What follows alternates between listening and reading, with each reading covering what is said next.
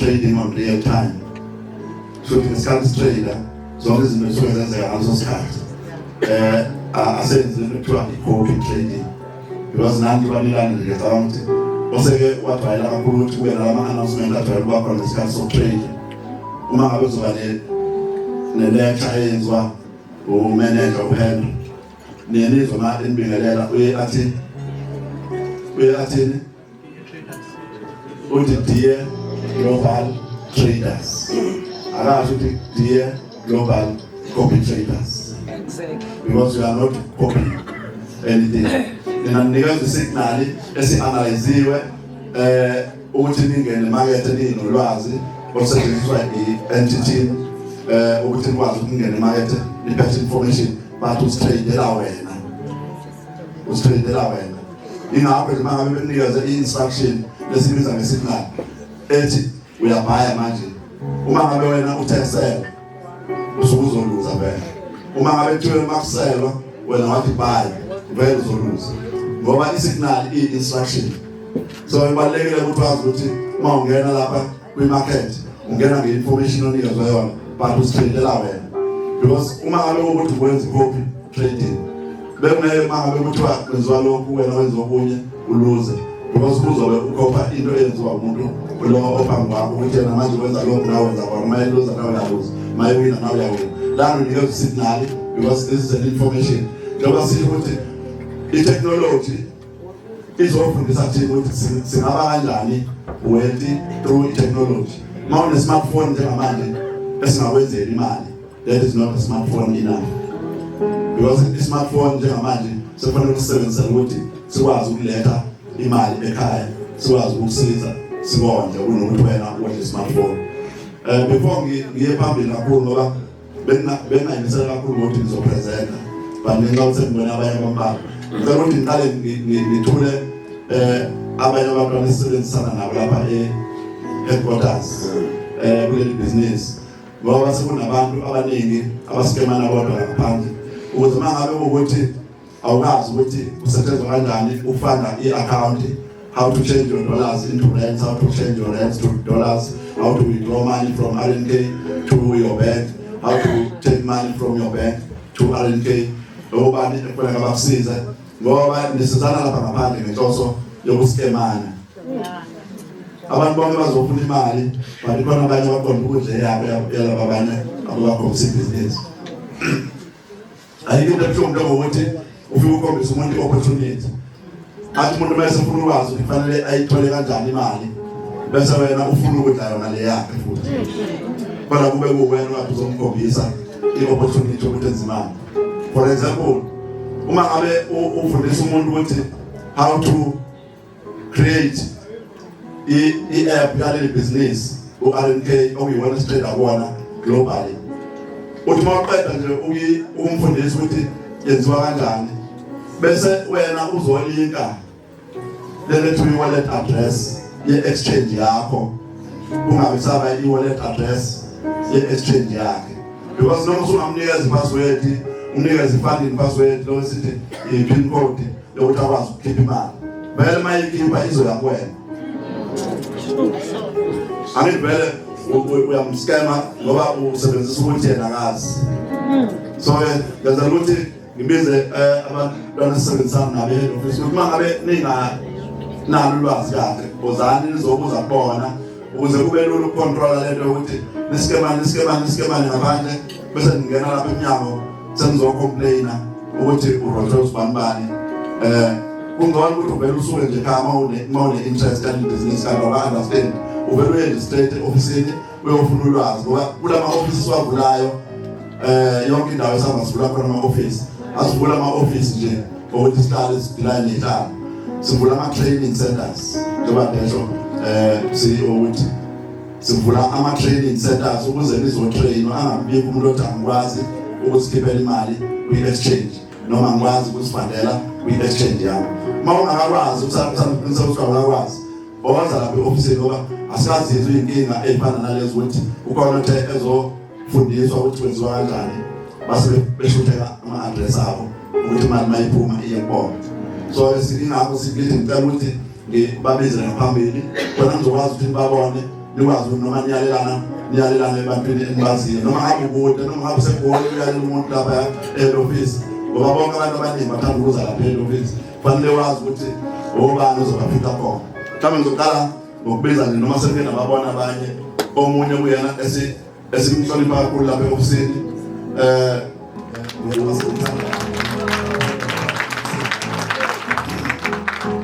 sekulandela uKhetha Zulu. Ukhetha Zulu yena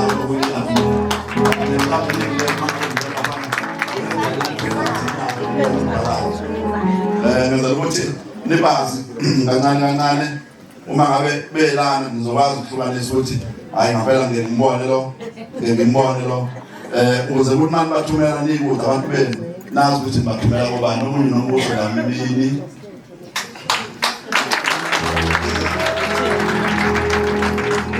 omunye angidayi kumbiza ngegama lakhe ngempela njalo ukuthi nje umamzukwazi wabantu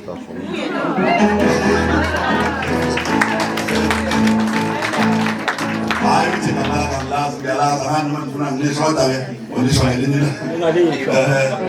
izololwa uzameleni ngijwayele ukumbiza ngomamzukwazi wabantu omunye umbali wakambatha uSindiswa Mthimkhulu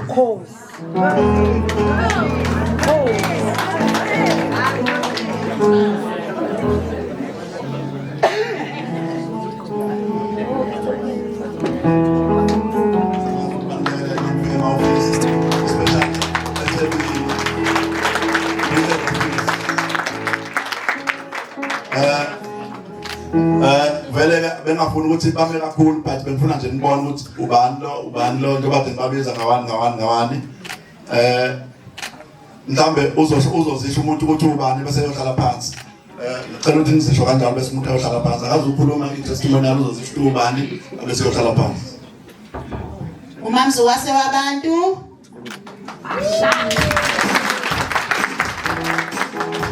Matha lo sanibona bakhulu. Sanibona nonke NTG members nombuso Dlamini. Sanibona nonke. Ngiyathuthula Zulu.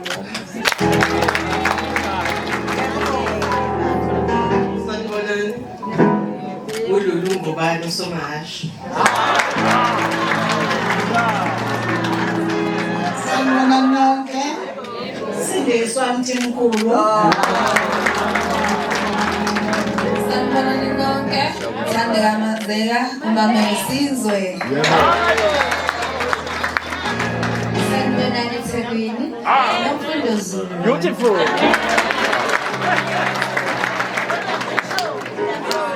Okay, without this just 2 minutes. Ngicela ukuthi nibone ngizolisho ngizomtshela ukuthi simazi njengani ikhampani lisinga-appointile vele ukuthi abe omunye weyimanager but njengamanje simsebenzisa bese kuba umama wakhe uyena osimotivathela abantu sinikeza amazwi enkuthazo uyena osikhuthazela abantu bethu ngiyacabanga mayekade ekhulumile nokade engafuni ukurejista nokujoyina ufune sejoyina akasibonge naye bambona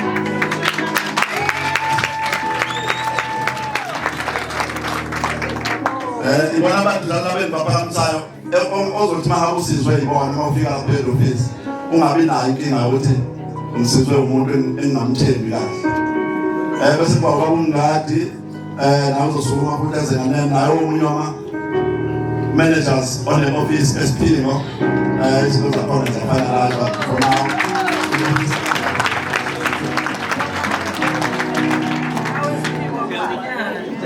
So nomane akavula official ukuthi ithambe siyovula official but use-appointiwe vele ukuthi office lizoba sesiphingo siyalidiscussa siyalilungisa njengamanje. Omunye uyabe yi-president njengoba sengishilo ukuthi uyi-manager lapha but samsebenzisa e-office njenge-official presenter e-head office. Angizoba mention kakhulu abantu abaningi bese kuba umama Mzukwazi Lwadela umamzukwazi wabanaye omunye wama-official presenters lapha eThekwini. sinayimele njalo eziningi ezicela etafuleni. Khona yaseMaritzburg noMkhosi Dlamini nangiyaka Phakame.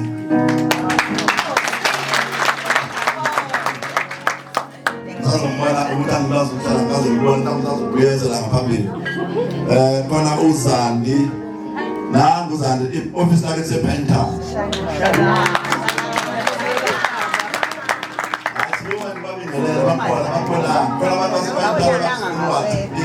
I-office likuphi Penthouse. Bazobuye babuze kwenti i-office itholakala kuphi le ndawo. Uphi anibona wasisiphimo nami umngadi kodwa i-office lakhe alika-operate njengamanje ise-discussion so kuma ngadi bathi abakubona bathi alika-operate ngatholakala sesisiphimo namba ngingena mbuzo ukuthi ungenwaphi manje lisasetshenzwa kumaqeda sisinazisa ukuthi i-address yalo omunye ose-Central CBD yaseGoli uKate Masaka basukuma bambona abantu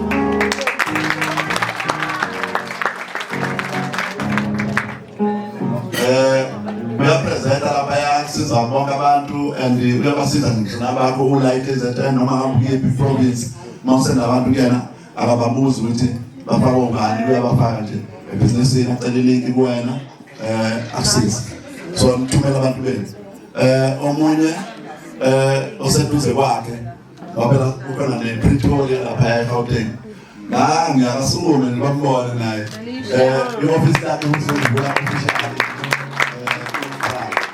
ngicela usigama kakhulu Felicia Machete use-Pretoria yona office manager Pretoria office lakhe selikhona umehluko nje ukuthi asikayi kokugcoba omunye use-Midrand uPrince Gumede akasuke bambona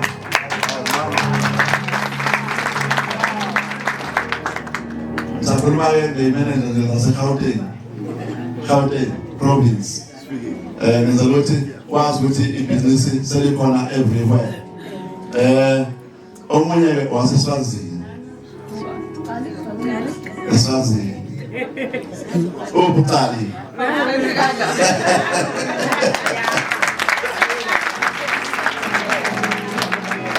uyena ukhalikhali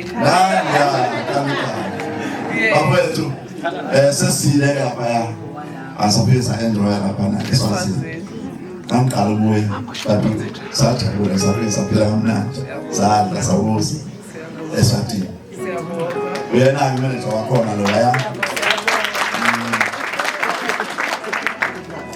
manager waseMthatha Siziwe asinume mina nabanye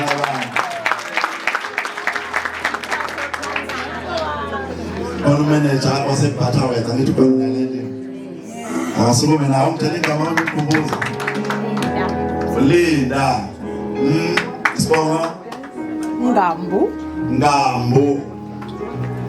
Linda Ngambo iwona ama-manager ethu lawa ekuyiwona njengamanje asekhona kodwa maningi online azoqala ukusebenza anytime nangoba ingakambizi sorry Lesotho upho leadership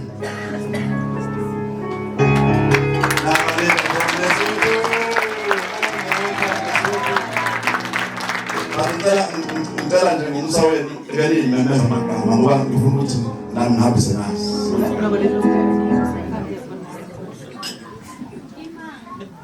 My name is Violet Morrissey. Violet Morrissey. Yes. Thank you.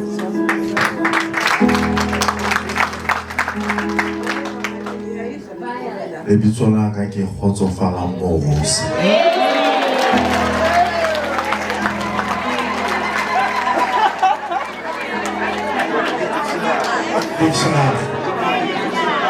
Even as we need dictionary, we didn't hear anything that you guys were saying since we began.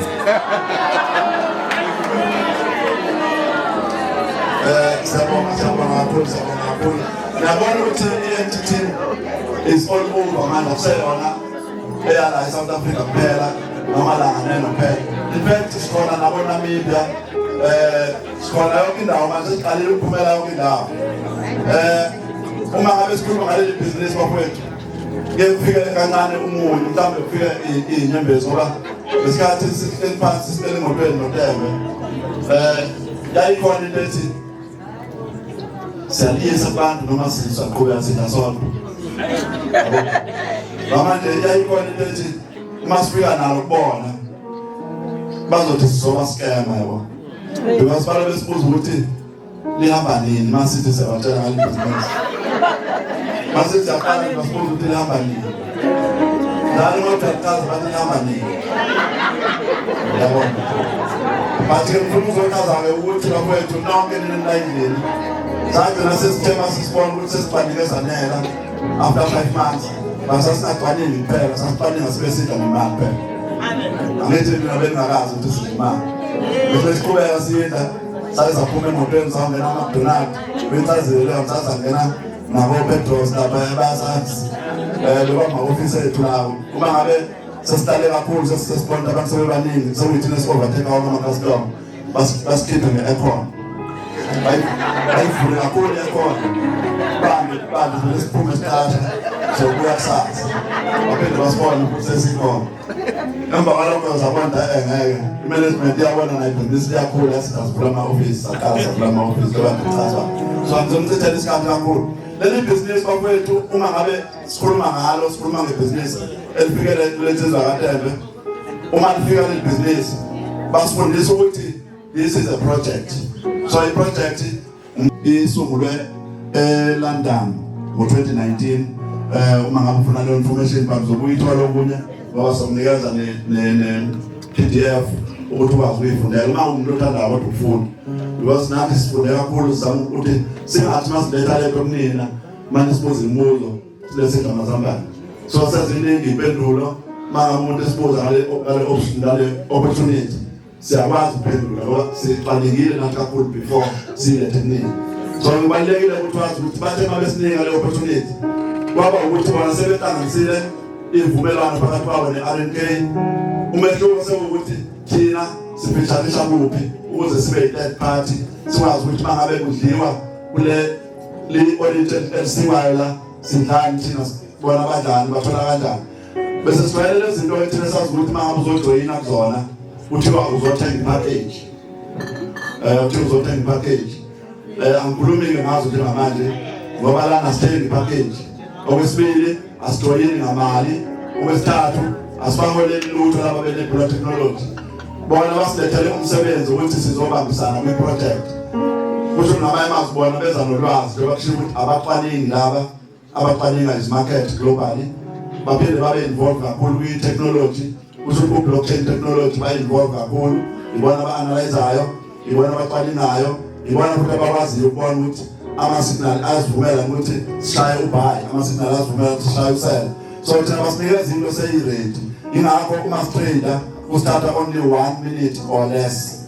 So ngabamazi ukutrader kwalekhaya kuyisikhathi esincane ungena emakethe uzitradele wenze profit. So uparticipate wethu kumkanjena uzwe kuthiwa siqashiwe. Ithinto sonke siku-project kanje. I-entity umsebenzi wayo ukuthi si-analyzele ibisesilethela an accurate signal. Since siqalile kusukela ngo-August last year kuze kuzoba manje asiwenzi ama-loss. Asiwenzi ama-loss. That is why sesigqibele nalabo abantu abebethi banga-expect ekutradeni sebebuyile nabo sesinabo la. Because sebebonile ukuthi ngalanthi nasiwenza ama-loss. Angithi bona bebethi masithi siyabafaka athi umuntu hayi nami ngiyatrade. Uma umuntu amtshela ukuthi hayi ngena ngala ngoba ngalana uyasizakala uyenze i-loss. Athi hayi nami ngiyatrade nginamali enkulu ngabe ngiyenza la. Uma ngithi mina naye yami i-account isiyenza imali ngako uma ngitrade awungivezele nawe yakho athi ukhohlwe i-laptop. Ukhohlwe i-laptop bese ngiyabona ukuthi ukhohlwe la ngivitela yona. So lana asiwenza ama-loss because our-analyzwa umuntu oyedwa othi uyakwazi ukutrade.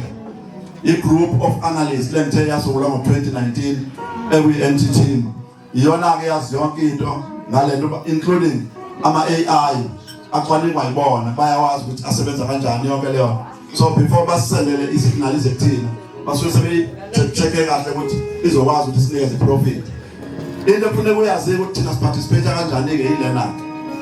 Uma ngabe wena uzokwenza imali la uza ne-capital, i-capital yakho leyo uza nayo awuzili ukuzojoyina ngayo, awuzili ukuzokhokhela umuntu ngayo, imali leyo ozokwenza ngayo i-profit. For example, mangabe ufika no-2,000 rand wakho uzotrader ngawo la kuleli business, lo 2,000 rand wakho kusuke kowakho until the end of the month, which will take you up to 33 days.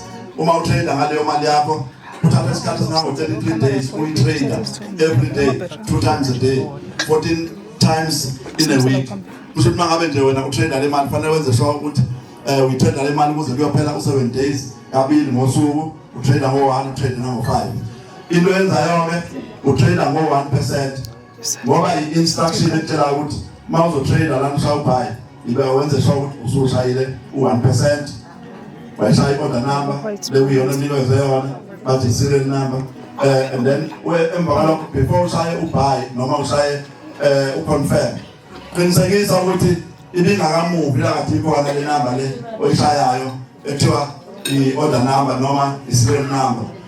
Masingena kwi-trade siqeda ukushaya u-futures ukwena inamba oyinikwayo laphana ku-Telegram, leyo number leyo oyishayayo ubona abanye abantu benza ama-loss ngoba kune-countdown esuke ingentakwayo leyo number.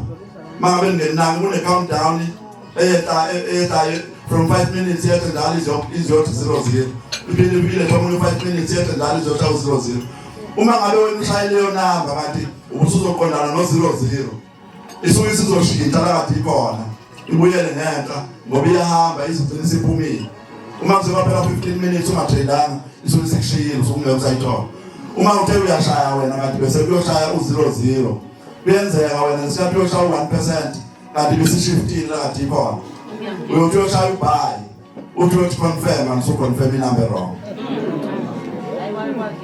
Ngifuna ukuthi njalo uma uzotrader uyinake le countdown engekaba lezo number uqala ngokuhighlighta leyo number bese ushaya i-1%, bese ushaya i-options either usell noma ubuy bese uyakuconfirm ukuze unikeze isikhathi esanele ongenani buka ukuthi isaku-1 minute le number i-countdown noma isaku-2 minutes noma isaku-3 minutes ubuka ukuthi isa-enough ukuthi uzofike ku-confirm ingakafiki ku-0 yona, because mangabe ifika ku-0 iyashintsha. Mayishintsha automatically wena uzokwenza i-loss ngoba uzothi confirm kanti sidlulile. So ngizenzela ukuthi nik-understand lokho ngoba asifuni kube khona umuntu ozokhuluma i-history yokuthi yena wenza ama-loss. So ngizothi nje uma ngabe utrader ku-2,000 rand wakho inyanga yonke usuke uzokwenzela u100% i-profit at the end of 33 days.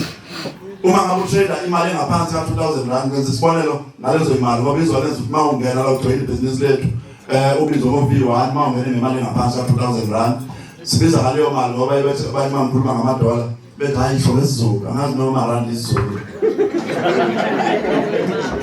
bethi angilisho lesizulu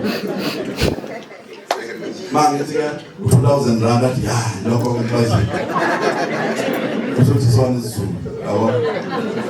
So mangabe utrader ngo-2,000 rand kahle usukuthenga $100. Mangabe utrader less than 2,000 rand ubizwa ngo-VIP1. Uma ngabe utrader ngaphezulu ka-2,000 rand noma from 2,000 kuya phezulu ubizwa ngo-VIP2. So uma utrader ngemali engango-2,000 rand kuya phezulu leyo mali iyakwazi ukuthi inikeze 100% at the end of inyanga noma at the end of 33 days. Kodwa uma utrader ngemali engaphansi ka-2,000 rand usuke ubizwa ngo-VIP1 wenza imali lapha ko-50% per month. So ngamanye amazwi kuze kuyophela inyanga ulwela uhafu wemali ofike nayo. Uma ngabe ufike no-2,000 rand yaphezulu wenza imali engango-100% profit. Yila iqala khona ukukuvulela ukuthi usungakwazi ukuyidrawa uma usuwenze 100% profit wale mali ofike nayo. For example, uma ufike no-2,000 rand imali yakho uma isilingane no-4,000 rand usuyakwazi ukuba ne-excess ukwazi ukuyidrawa. Kuyavama ukuthi umuntu angene ngo-2,000 rand asho nje isaku 3,000 rand athi usecela ukuwithdraw. Iyona isystem enqabelayo uma uthi uyawithdrawa because ungakayiqedi le trading volume. Trading volume inikeza ukuthi wena i-trade ize iphele, iyakunikeza ngombhalo obomvu ukuthi awukayiqedi trading volume uma uthi uyayitrader leyo mali, uma uthi uyawithdrawa leyo mali iyakukhombisa ukuthi ayibayiqedi trading volume bese iyakunqabela. Abesethi omunye umuntu sekwenze njani naku ungasakhipheki. Angempela mangabe ngasakhipheki ukhumbula izinto lapho makuzona. Ethi naku ungasakhipheki nawena kwenzeka kanjalo yini. Mina wenze kanjalo. So ngenzela ukuthi naku ukuthi wenze njani mangasakhipheki. Because what warisha i-trading volume kade iyavumela immediately. Enye into abahlupha ngayo futhi abantu uma ngabe sezowithdrawa uyakhohlwa ukuthi ngesikhathi register ukhona i-number noma i-password eyabizwa ngokuthi funding password. Khona i-password yokuloga in kuzoba khona i-funding password, ufande pin code uma ngabe ukuthi uyokhipha imali ebank. Ma ungasayazi leyo number leyo sekunzima kakhulu manje ukuthi uthi forgot password because i-security yenkapani isi-strong kakhulu. Sekuba nzima kakhulu ukuthi uye-trade imali engaphezulu ka$3,000 noma masibiza-ke ngesizulu kade besho ngaphezulu ka-60,000 afuneke kweqe ku-60,000 rand because uma ngabe sekweqe 60,000 rand usuke uzotrada ngawo $3,000 noma ngabe kuthiwa wena ufake u$4,000 noma ufake u$5,000 but uzotrada ngo-$3,000 because kusuke kuyi-maximum yale khaya izongena izovuma ungena kodwa imali izovumela ukuthi ukwazi ukutrada ngayo $3,000. Naku umehluko-ke ngithe mangabe utrada ngemali engaphansi ka-2,000 rand wenza u-50% wemali yakho. Ngithelwa ma utrada ngemali engaphezulu ka-$3,000 wenza u-50% futhi. Uma utrada ngemali engaphezulu ka-$3,000 wenza u-50% ngoba usuke ungasatrade ngo-1%. Noma imali yakho usewu-4,000 lapha kwi-back office yakho ma utrade wena ayisakwazi ukuvumela ukuthi ushaye 1%.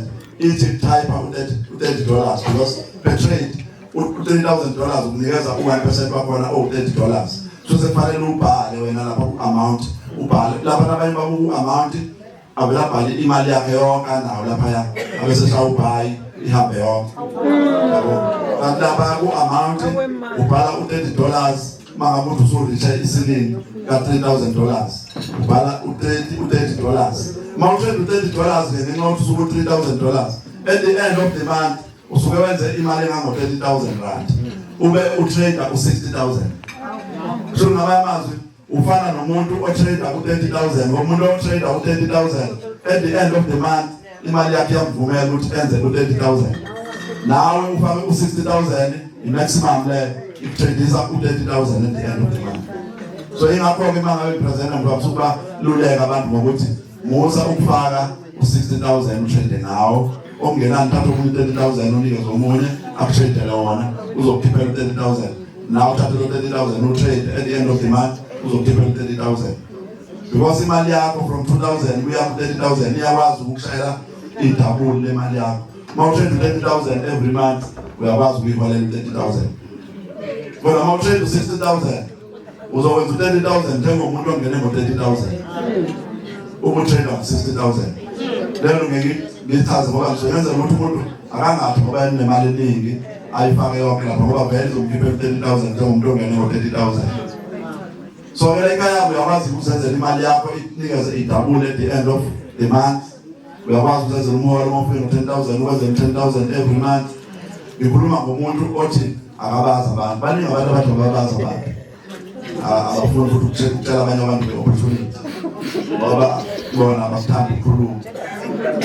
Sengiyaphuma lo muntu owenza imali ngokutrade ngicabanga ukuthi ngishayisa imali encane ngoba ngiyazi ukuthi ngizoya kade ngikhombisa ama-managers nizoya kuma-training centers and please bafowethu manje eduze kwama-training centers make sure ukuthi angipheli isonto ngakazi uye kwi-training center and batsheleni odawunline bethu noma ngabe ula eThekwini yena usegoli udawunline wakho batsheleni ukuthi baye kuma-training centers because ama-training centers ayakhokhelwa every month so abantu abawasebenzisi ngoba uma ngabe engasekho lawo ma-training centers nizongazi ukuthi nizosebenzela kuphi nizofunda kuphi technology because le technology izosiza nina nabantwana benu basondezeni nabantwana benu so ke okubaluleke kakhulu sefuna ukuphuma kancane ukuthi imali yakho ikwenzela 100% ngenyanga provided ufake wena imali eswela ku-2000 kuze kuyofika ku-30,000 izokwenzela 100% kodwa mangabe singaphezulu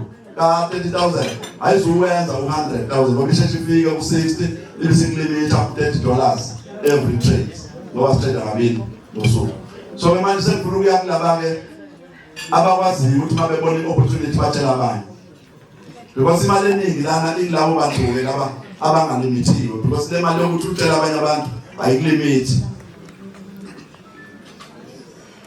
othi ngisho kanje na uma ngabe wena ufike no$100 uzotrader kanti yilo muntu othi wena awukwazi ukukhuluma nabantu kuze kuphele 33 days kuyima uba no$200 kodwa nomuntu ongathi uma efika no$100 efika nje ngalelo langa abesekhomba abantu abawu5 abazongena futhi bathi nabo bazongena ngo$100 yena uyakwazi ukwenza $200 ngosuku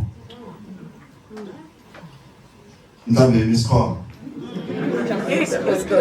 awufika nomuntu wena engena ngo$100 abesefaka abantu abawu5 uyakwazi ukwenza $200 in one day wena wenza $200 in 33 days ngoba amitho nabela ukwazi ukukhuluma nabantu balelelini wena kuze phele 33 days lona ufika ethena nabo abantu bawu5 bonke bazongena ngo$100 umuntu ngamunye uthola $7 ngomuntu ngamunye bonke abantu bazongena ngo$100 7 times 5 $35 inkampani bisimrecognize ukuthi usezoba uVIP 3 useyasuka kulabantu nje uVIP 1 uVIP 2 usezorecognize uVIP 3 ngo$10 so imali setholeni $45 anithi uthole u35 sapha abantu abawu5 7 times 5 kwaba 35 inkampani imrecognize ngo$10 isiphinde izomrecognize ngo$50 ka thank you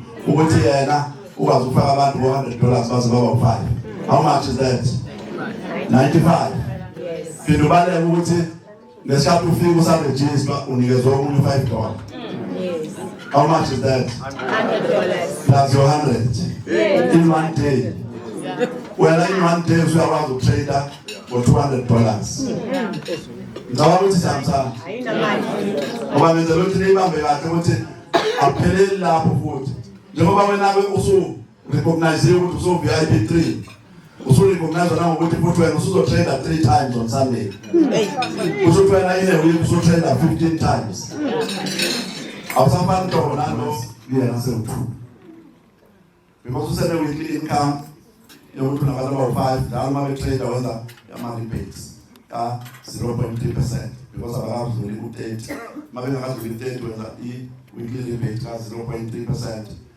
njalo lowo muntu yena uma efaka umuntu uthola $7 uma ngabe umuntu 100 uthola $7 uma umuntu $100 longenayo ngesikhathi emfaka next week uma sethola i-weekly income baphinde bamrecognize ngenye futhi imali yokuthi uye wafaka umuntu last week kusho noma ufana nomuntu uthola imali phela la u2 because ikhona enye imali ebizwa nge-leader reward yokuthi wena ufaka umuntu last week in as much as usunda u-weekly income khona enye imali uzoyithola ewu5% yokuthi khona umuntu omfakile kanti uke wathola u7% kusho ukuthi uyabona ukuthi usuthola kabili ngalowo muntu because wena njalo uma usu-VIP 3 usuthi uma ngabe ufaka umuntu unikezwe nemali ye-leader ekuthiwa i-leader reward uma ngabe bewu2 iba u10% uma bewu3 kanjalo kuyaphezulu kuyadependa ukuthi bangabantu abafakile uma usuno-VIP 3 iningi kakhulu imali oyenzayo ngeke ngwabale wonke lawo mabonasi bantu okubaluleke kakhulu-ke ngifuna ukusho ukuthi wena uyakwazi ukwenza imali yakho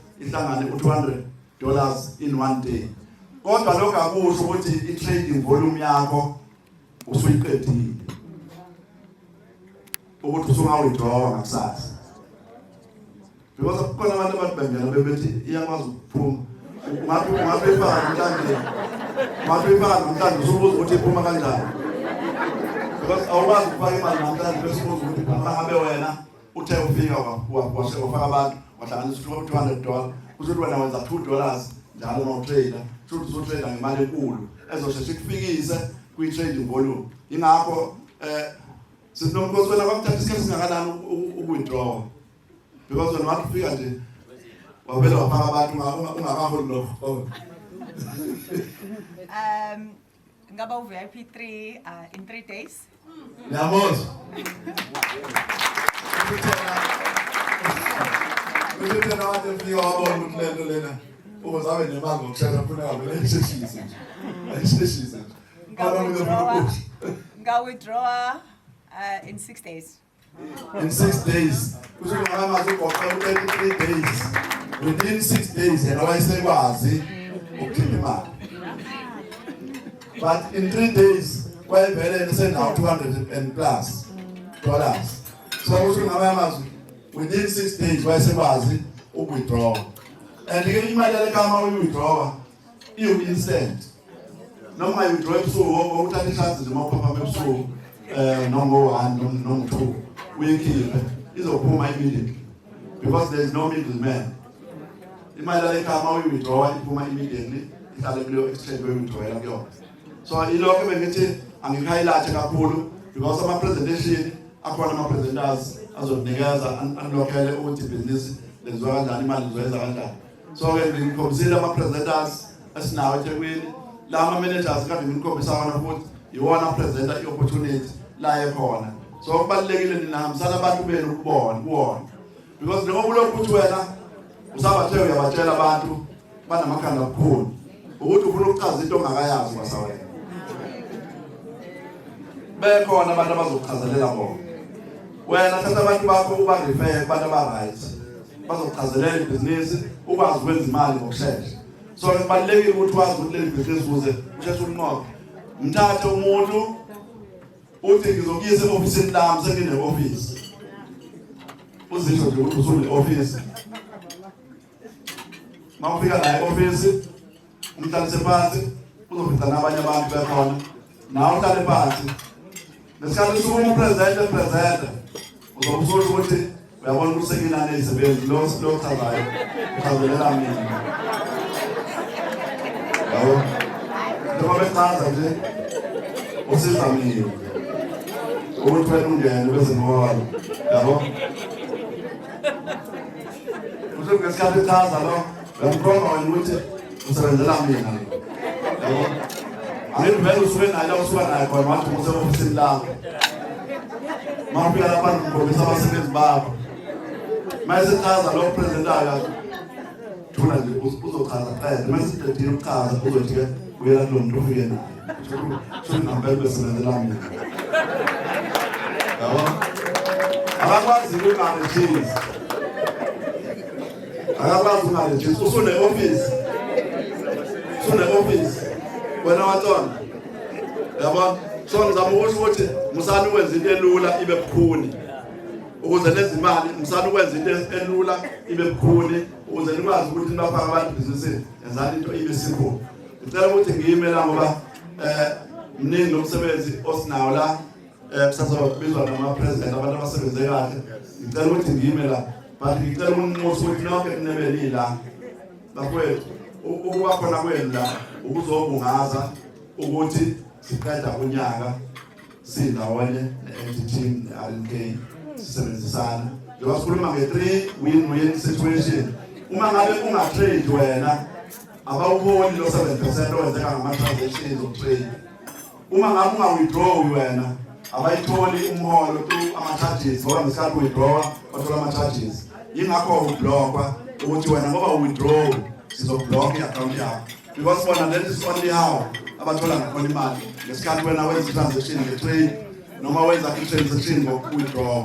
Uma ungakwenzi lokho uzoba senkingeni ukuthi ublock i-account yakho nokuthi futhi uma ungamkhulumisi umetho wakho uzoblockwa futhi. Zonke lezo zinto uma ubona umuntu eblockiwe suke sikhona isizathu ukuthi usuke sakuphihlela wena ukuthi khona into abengayenzi kodwa kusuke kukhona kwenzile okurong. So ngicela ukuthi ngime lapho nilalela imithetho nezama rules ngoba lethu CEO la ekhaya uyaxoshwa nathi bakwethu sesiqala ukukhathala manje uvikela abantu abafuna ukuxoshwa because khona abantu abayifunelayo ukuxoshwa sabathe siyafika abantu bafuna ukuxoshwa ngenkani omunye sesamfelezela sana naye ka-absa ngenxa kwe-office lethu la ngento sike samlekelela samkhiphisa imali yakhe saye sithi akagoduka ngoba manje besaba semncangayo kulendlela sithi uyahamba ngobele Masukka sikhulayo la sakusimdeleleyo yabo so ngizama ukuthi bese kowesibili kulona lisona elilodwa omunye useterminatiwe naye but abantu abafuni ukuthi benze imali ngale opportunity ukunalokho badlala ngabantu bafuna ukubaphuca imali zabo babaskema imali zabo zonke lezo zinto sizozibamba ngoba abantu bayothanda u-NTT ngesikhathi ngiganga ngabo bayabuya bezonicela nami sengiyamtshela-ke manje bayanicela abantu ngizamubantu nala usumkhombisile umuntu imali ku-NTT uyathi ukuthi ufuna uzomtshwatsha futhi ufuna umusa kwelinye ibhanowe yabo manje bayabuya bazoniceba bese siyathatha thina lokho sicela ukuthi lingakwenzi lokho ngoba sifuna ukuthi njengoba nje uSipho by next year mawuhlele eduze komuntu kwi-presentation nikhuluma ilanguage yokuthi usuyahola no-100,000 ngamama every week ungakhulumi ilanguage ehlukile kunaleyo usela iula endlini nathi because iproject yinde sisaya kude nayo sicela ukuthi niyimisele sicela ukuphumelela sonke sidle imali by next year akekho umuntu ofanele adrive imoto ngathi imoto embi noma isikolokolo because yelani manje manthandaza ukuthi ngicela Nkosi ungebe isikolokolo oza ngaphambili program director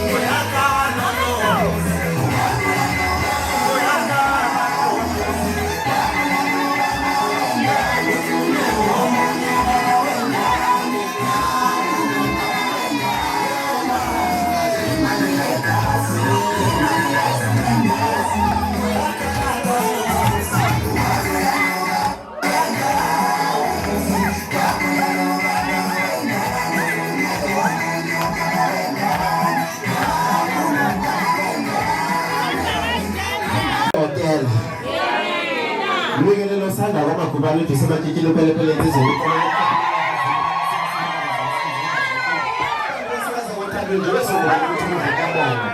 Zikhona izinsizwa bakhona obaba. Yebo. Bakhona omama. Awu sale madoda ngiyabonga ngisuka phansi lesho ngubhini empofana esiphembe. Nabamaphumulo-ke bakithi njengoba nazi ukuthi ngizalo umnumzane ogama laze ifu ney'mbili umaphumulo neshowe umqaba asheshe usedomnandi ngokusondezela oyini bantwana ubaba ongizalayo loyo sibonge kakhulu kubahleli bento yethu enhle ekahle nami sengijoyinile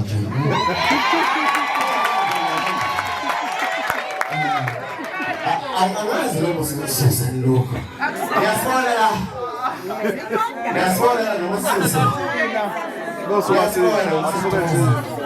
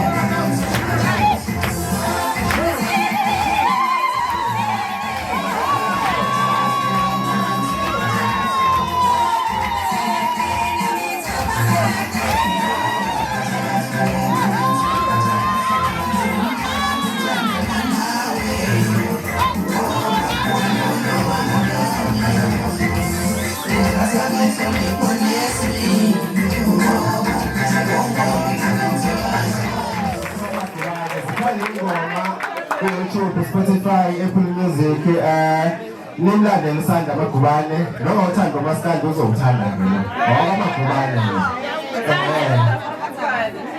Mashayela.